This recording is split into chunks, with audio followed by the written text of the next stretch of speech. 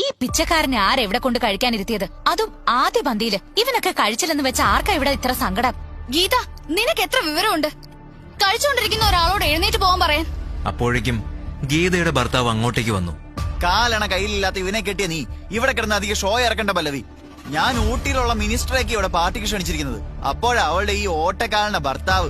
വേണമെങ്കിൽ ആഹാരം പാഴ്സൽ എടുത്തോണ്ട് പോയി വീട്ടിലോ റോഡിലോ ഇരുന്ന് കഴിച്ചോ. അഭി, ഇത് കൂടുതൽ കേൾക്കാൻ എനിക്ക് വയ്യ. വാ പോവാ.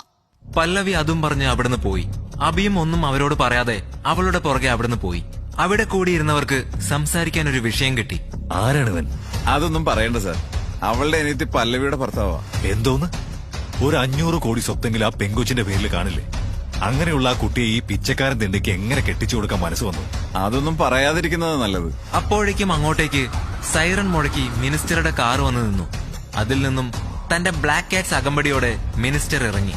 ഗീതയും ഭർത്താവും ചേർന്ന് അദ്ദേഹത്തെ അങ്ങോട്ടേക്ക് സ്വീകരിച്ചു. അവരോട് സംസാരിച്ചു നിൽക്കുന്നതിനിടയ്ക്ക് അദ്ദേഹത്തിന്റെ ശ്രദ്ധ പെട്ടെന്ന് എന്തോ കണ്ട ഒരിടത്തേക്കായി. എന്താണ്? മിനിസ്റ്റർ കൂടുതൽ അടുത്തേക്ക് ചെന്നതും ആരുടെയും കാഴ്ചയിൽ പെടാതെ അഭിമന്യു അവിടുന്ന് മാറുന്നതാണ് കണ്ടത്. അദ്ദേഹം അഭിയുടെ കയ്യിൽ കയറി പിടിച്ചു. സർ, നിങ്ങളെന്താ ഇവിടെ? അതും ഈ കോലത്തിൽ? ഞാൻ എത്ര കാലമായി നിങ്ങളുടെ ഒരു അപ്പോയിന്റ്മെന്റിനായി നടക്കുന്നു. എനിക്കിത് വിശ്വസിക്കാനാവുന്നില്ല. ഒരു സർ,